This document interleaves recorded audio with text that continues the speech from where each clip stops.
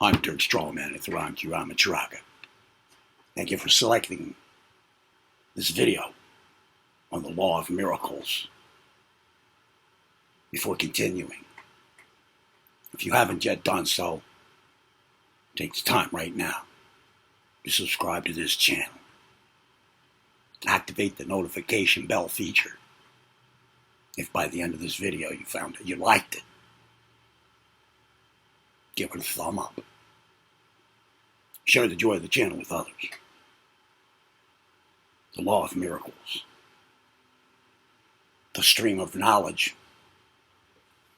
Sir James Jeans writes in The Mysterious Universe is heading toward a non-mechanical reality. The universe begins to look more like a great thought than like a great machine.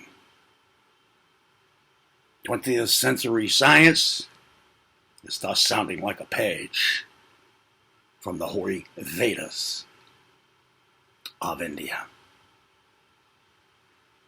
From science, then, if it must be so, let man learn the philosophic truth that there is no material universe. Its warp and woof is Maya, illusion. Under analysis, all its mirages of reality dissolve,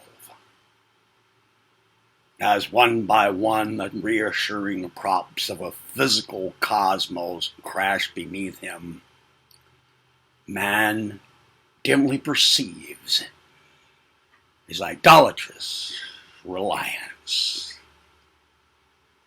his transgression of the divine command, "Thou shalt have no other gods before me." In his famous equation outlining the equivalence of mass and energy, Einstein proved that the energy in any particle of matter is equal to its mass or weight multiplied by the square of the velocity of light. The release of the atomic energies is brought about through annihilation of the material particles. The death of matter gave birth to an atomic age. Light velocity as a mathematical standard or constant, not because there is an absolute value in 186,300 miles a second, but because no material body whose mass increases with its velocity can ever attain the velocity of light. Stated another way, only a material body whose mass is infinite could equal the velocity of light. This conception brings us to the law of miracles. Masters who are able to materialize and dematerialize their bodies and other objects, and to move with the velocity of light, and to utilize the creative light rays in bringing into instant visibility any physical manifestation, have fulfilled the lawful condition. Their mass is infinite. The consciousness of a perfected yogi is effortlessly identified not with a narrow body, but with the universal structure. Gravitation, whether the force of Newton or the Einsteinian manifestation of inertia, is powerless to compel a master to exhibit the property of weight.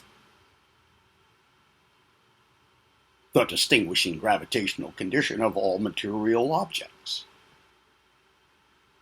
He who knows himself as the omnipresent spirit is subjected no longer to the rigidities of a body in time and space. The imprisoning rings past not have yielded to the solvent. I am he. Let there be light. And there was light. In the creation of the universe, God's first command brought into being the structural essential, light. On the beams of this immaterial medium occur all divine manifestations. Devotees of every age testify to the experience of God as flame and light. His eyes were as a flame of fire, St. John tells us, and his countenance was as the sun shineth in its strength. A yogi, who through perfect meditation has merged his consciousness with the Creator, he perceives cosmical essence as light, vibrations of life energy. To him, therefore, there's no difference between the light rays composing water and the light rays composing land. Free from matter consciousness, free from the three dimensions of space and the fourth dimension of time, a master transfers his body of light with equal ease over or through the light rays of earth, water, fire, and air. If therefore thine eye be single, thy whole body shall be full of light. Long concentration on the liberating spiritual eye has enabled the yogi to destroy all delusions concerning matter and its gravitational weight. He sees the universe as the Lord that created it, an essentially undifferentiated mass of light. Optical images, Dr. L.T. Troland of Harvard University tells us, optical images are built up on the same principle as the ordinary half-tone engravings. That is, they are made up of minute dottings or stipplings, far too small to be detected by the eye. The sensitiveness of the retina is so great that a visual sensation can be produced by relatively few quanta of the right kind of light. End of quote. The law of miracles is operable by any man who has realized that the essence of creation is light. A master is able to employ his divine knowledge of light phenomena to project instantly into perceptible manifestations the ubiquitous light atoms. The actual form of the projection, whether it be a tree, a medicine, a human body, is determined by the yogi's wish and by his power of will and of visualization.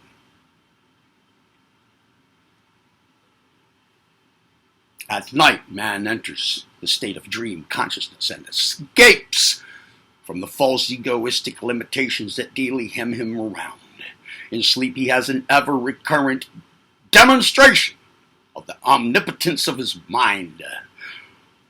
In the dream appear his long-dead friends, the remotest continents, the resurrected scenes of his childhood. That free and unconditioned consciousness, which all men briefly experience in certain of their dreams, is the permanent state of mind of a God-tuned master.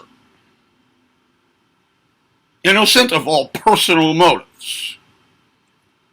and employing the creative will bestowed on him by the Creator, a yogi rearranges the light atoms of the universe to satisfy any sincere prayer of a devotee.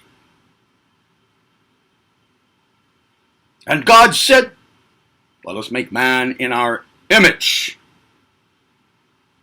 after our likeness, and let them have dominion over the fish of the sea, and over the fowl of the air, and over the cattle, and over all the earth, and over every creeping thing that creepeth upon the earth. For this purpose were man and creation made, that he should rise up as master of Maya, knowing his dominion over the cosmos.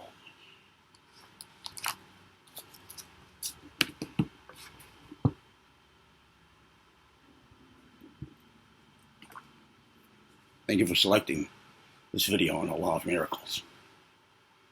Did you like the video? If so, please give it a thumb up. Give it one no matter what. Subscribe to the channel. Activate the notification bell feature. Share the joy of the channel with others. And remember, you heard it here on Tharang Kirama Chiraka. I'm Turk Strongman. Be well.